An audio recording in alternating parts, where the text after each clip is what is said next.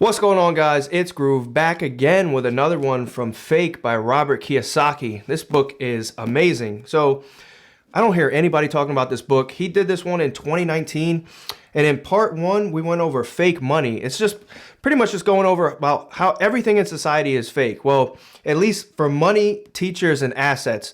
And so again, in part one, we went over fake money. And in part two, we're going to be going over fake teachers. So let's jump in. How can teachers and parents teach you about money when our schools have never taught them about money? So a lot of people are struggling right now, and it's because they don't understand the system that we live in. They don't understand the money system.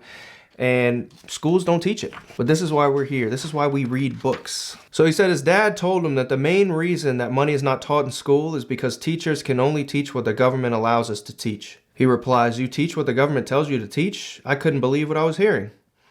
Even as the superintendent of education, I have little control over what is taught in school. He brings in a few stats from the Department of Education. He says 101 people in the United States have $1 million or more in federal student loan debt. The number owing at least 100,000 has risen to 2.5 million. In 2018, the number of assets of the United States government was student loan debt.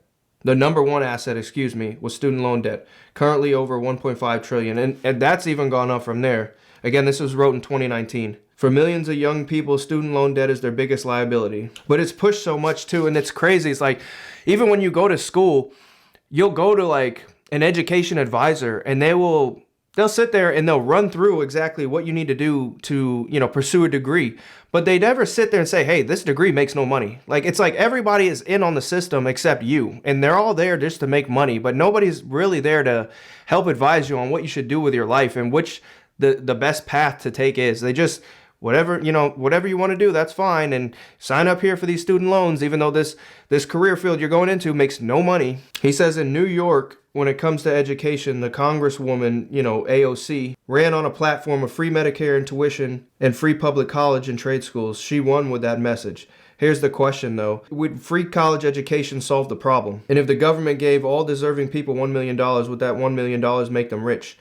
And that is the question. It's like, okay, cool. Like, should education be free? Well, if everybody has a degree, and we're seeing that now today, it's like even a bachelor's degree is worthless. Now, if too many people have the degrees, and it just becomes regular. It just becomes normal. And then it doesn't have that same weight that it used to. It's like, okay, cool. So you go to college and you get this degree for free, but then it's useless. Like, because everybody has one. He says real learning and real education require much more than just memorizing the right answers, which is all college is. It's all school is. It's just, hey, here's the information, memorize this stuff for the test, and pass it. He goes on to talk a little bit about the history of schooling and the whole point about it. Many of America's great schools were started by entrepreneurs like John D. Rockefeller, J.P. Morgan, Cornelius Vanderbilt, James Duke, Leland Stanford. He said these universities were they were looking to train employees to run their empires, not really to educate the best and the brightest. And he talks about how a lot of today's elites were kind of groomed as well. President Obama went through a prep school and then went on to Columbia and Harvard Law. So when I'm reading that, I'm like,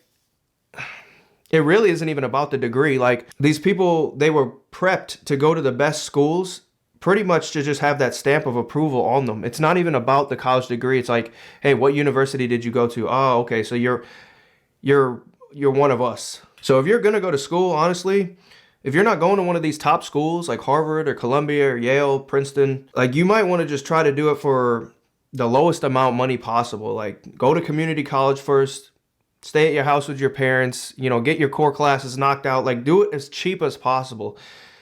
Because again, if you're not getting stamped of approval of like Yale or Harvard, like, your degree is probably going to be useless. Like, nobody's going to care that you went to XYZ state. On May 25th, 2016, he said about 46% of Americans said they did not have enough money to cover a $400 emergency expense. Translation, 46% of all Americans have a financial IQ of less than $400. The middle class is an asset for the government, Wall Street, and the banks. And now they're being sucked dry. Pause.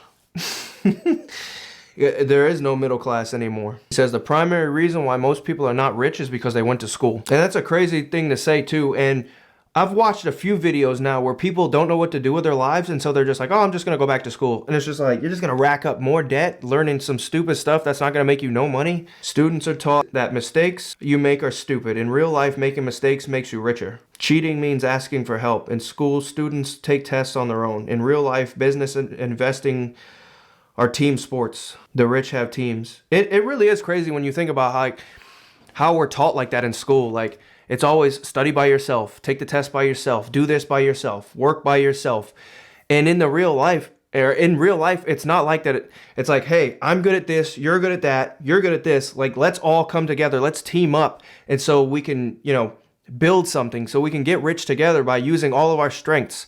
And again, we're not taught like that in school. It's all just do it by yourself. And that's how majority of people actually do fail in life. It's because you may be good at something, but you have weaknesses as well. And so you need to, like, all the people at the top are collaborating, while everybody has been taught to just do it by themselves.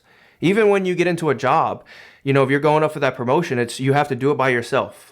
You can't collaborate with anybody. And it's crazy, like, it's drilled into us from a young age that we need to do it by ourselves, which is the wrong way to go about life. Without real financial education in our schools, millions become the fish that the elites trap in their nets and web of lies.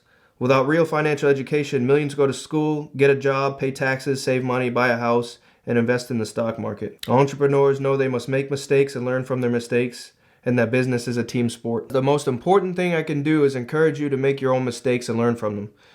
Unfortunately, making mistakes in our society is frowned upon. Our society wants us to listen to smart people and memorize the right answers and not make mistakes. If you make mistakes, you'll be punished. People take that out into the real world as well. And so now they're scared to make those mistakes or take those chances, and they just live small. It's just come to school, do what you're told, don't do too much, get good grades, don't ask any extra questions, fall in line. It really is like programming you to be a rat.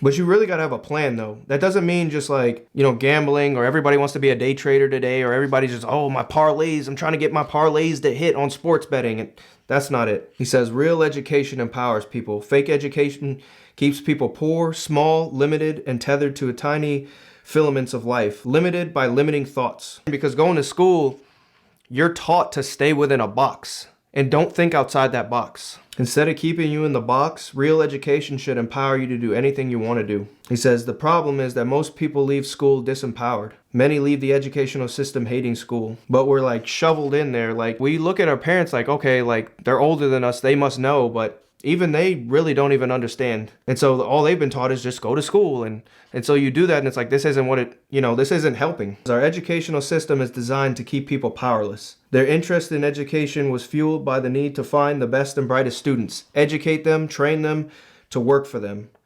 Employees that will do the bidding of the entrepreneurs. Today, millions of people are stuck in jobs they hate or that don't pay that much. They know they need to change. The problem is they're afraid of changing because they've been drilled to just don't do too much. They're afraid of failing. They're afraid of changing. We think of going to school and education of like, okay, like, this is going to further me in my life.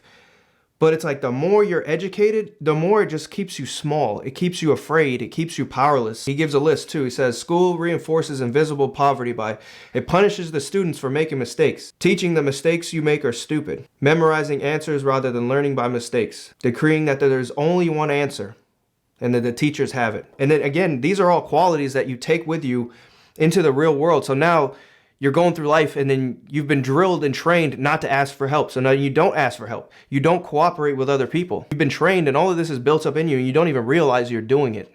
That's the crazy part. Because without real education, people are paralyzed. Because fake teachers teach them not to make mistakes and not to ask for help. Because asking for help is cheating. He really pushes for people to like not go to school. Like, unless you want to be like a doctor or something like that, or a STEM field, science, technology, engineering, or math. But if you're just going to get some regular degree, like sociology or some humanities degree, like, that is garbage. There's no money in that. And there's no real education in that. You're not going to learn anything. He says the formula is simple. Success is not just about how creative or smart or driven you are, but how well you're able to connect with, contribute, and benefit from the ecosystem of people around you. People don't know how to interact with other people anymore. And so that's how you make all the money is, if you're at a sales job, you're able to talk to people, you're able to communicate your thoughts over to people properly. And a lot of kids today have a hard time with that. And so, again, if you're not cooperating, if you're not collaborating, you're going to have a hard time getting through life, or at least being successful in life. So yeah, that's pretty much it for this chapter on school. He doesn't really like it. You know, what do you guys think? Do you think that school teaches you to be better and can help you, become successful in society? I kind of feel like it holds a lot of people back, again, because it instills in you all of this fear, all of this small-mindedness, all of this, you have to play within a box, don't cooperate with others, and that can just hurt you in the long run of life. So that's pretty much it for fake teachers and fake school. Go ahead and hit that like and subscribe if you made it this far, and I'll catch you guys on the next one. Peace.